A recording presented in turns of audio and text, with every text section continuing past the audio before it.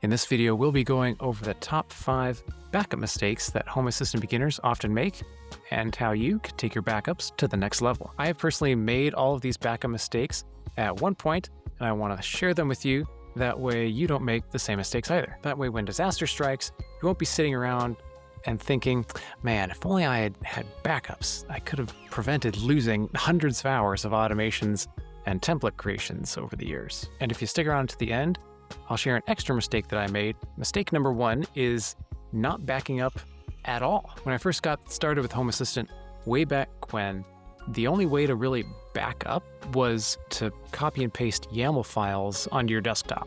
That was back when Home Assistant was more focused on the command line instead of what it is today. We want to make sure that backups exist before something bad happens instead of hoping that we had a backup. Assuming you're on Home Assistant 2025.2 or later, backing up is really easy. You just go into your settings, and then you go to System, and then you go to Backups. If you've never backed up at all, then it will go through a few setup steps, then click Next, and then click Backup Now and select Automatic. Now, if you're just getting started, this backs everything up to your local storage. But the one thing that you'll run into is having your backup only on local storage is really risky, because if you lose your Home Assistant instance, then your backup goes with it as well. And that's why the next mistake should also be avoided, and that's not having copies of your backup in multiple locations. The best backup strategy is a 3-2-1 backup strategy. This means 3 copies of your data in 2 different locations, with one of those locations being in the cloud. Think of it like having multiple copies of your driver's license or ID card.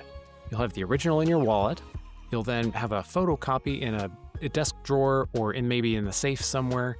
And then you'll have a 3rd copy stored in your email or some other cloud provider service. Same thing with Home Assistant. Generally speaking, the original is your Home Assistant instance. Your local copy will be on the NAS or some other network storage, and then your cloud backup will be on a provider like Google Drive or Microsoft OneDrive. Nabu Casa also offers a cloud backup service if you pay for their subscription service. For the network backup option, you're going to want to add network attached storage under System and Storage, and then you'll add network storage. You'll enter a friendly name, its IP address, the usage type, along with the directory of where you want the backups to go. After you add the network attached storage to your Home Assistant instance, you can go into your backup settings and toggle the option in the backup locations, and that will have Home Assistant backup not only locally, but then also send that backup to your network attached storage. It's the same thing for cloud backups.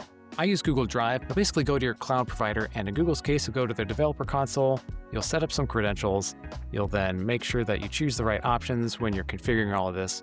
The Home Assistant documentation already has some steps on how to get Google Drive backup set up, but drop me a comment if you're interested in a full tutorial on how to back up to Google Drive or other platforms like OneDrive or the Nabu Casa Cloud. So once you've gone through all these steps, you can add the Google Drive integration in Home Assistant like any other integration, and then in your backups, there will be another toggle that enables Google Drive backups. Now when you back up, it will make a backup locally to your NAS, and it'll also have a backup that's uploaded to Google Drive. But you know what? If you're like me, you'll forget to do things, and manually backing up is kind of annoying because I'm gonna forget.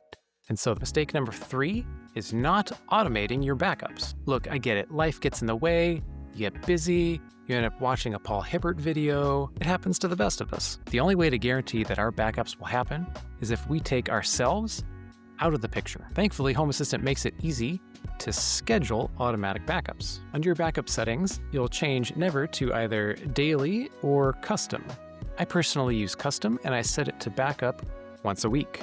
Once a week is a good, reasonable, middle-of-the-road frequency. For the backup time, you can usually just let Home Assistant choose the best time, and based on when the fewest things are happening in Home Assistant, no automations are running or anything like that, then Home Assistant will trigger the backup. But you can also set it to a specific backup time if that's what your needs are. Make sure that the backup preferences are set to automatically back up Home Assistant with every Home Assistant update. Enabling this will automatically back up Home Assistant for you before any monthly updates are installed. Nice. And same thing goes for the add-on updates, but there's one thing to be aware of if backups are happening automatically, and that's they will just sit there and sit there and sit there forever, unless you fix this next mistake, which is not setting up backup retention. Backup retention is telling Home Assistant, here's how many backups I want to keep. And when Home Assistant creates more backups than that, it deletes the oldest backup automatically. Technically, you can just keep every backup you've ever made since the beginning of time, but that eventually fills up your storage, and it's a little messy. So I enable backup retention for my Home Assistant backups. I personally have it set to a custom amount, and I use 12. That way it's about 3 months worth of backups, which is a good healthy number for me based on my frequency. If you're changing things in Home Assistant more frequently, you might want a different number. Similar to before, we also can configure add-on backup retention, just like regular Home Assistant backups. So if you're just getting started, you can go ahead and make this number also 12.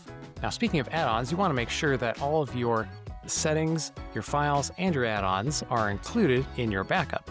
And that's why we should never make mistake number 5, which is not including everything we want in our backups. Home Assistant has a lot of stuff in a lot of different locations. And in your backup settings under backup data, you can see what content will be included in your backup. The basic Home Assistant settings are always included, but other things like your entity's history or your add-ons might not be. So I recommend enabling the history and all add-ons. This is actually a good power-up for backing up your add-ons. Some add-ons like Z-Wave JS UI or Zigbee to MQTT will have their own built-in way of backing up their content. But when you back it up with the Home Assistant backups, that is way easier to keep track of than having to have the Z-Wave JS backup or the Zigbee to MQTT backup. That way, it's all in one spot with the rest of your Home Assistant backups. Makes it a lot easier to restore. Now, if you're using the share folder, then you'll want to make sure to enable this too. Most people probably don't need to enable a share folder. If you're storing pictures or music or something like that in Home Assistant and you want those included in the backup, then go ahead and toggle that option too. Just keep in mind that depending on the type of media you have on your Home Assistant instance, it might really crank up the size of your backup. I would recommend leaving those two disabled unless you have a really good reason to enable them. So after fixing these 5 mistakes, your backups will be rolling and ready to go. But a bonus mistake that Home Assistant beginners often make is not backing up their encryption key. When you originally set up Home Assistant backups, it gave you the option to download this backup kit. This one is so important that you back up because this contains the encryption key that you will use to decrypt your backup if you ever have to restore it. Because your backups are encrypted, that means no one can access them, not even you, unless you have this key. I would recommend storing this backup on your password manager, such as Dashlane or Bitwarden or something like that. That way it's kept safe, and if the worst does happen, you'll be covered and you'll be ready to go. If you lost it or something like that, you can go back to your Home Assistant backup settings and download the emergency kit again to then go save it into your password manager. You can also regenerate your backup encryption key. Just keep in mind that the new key won't apply to the old backups, it'll only apply to the new backups. So be careful when you regenerate it. Now, if you're starting out with Home Assistant, you're going to want to make sure that you have the best hardware to get your smart home up and running.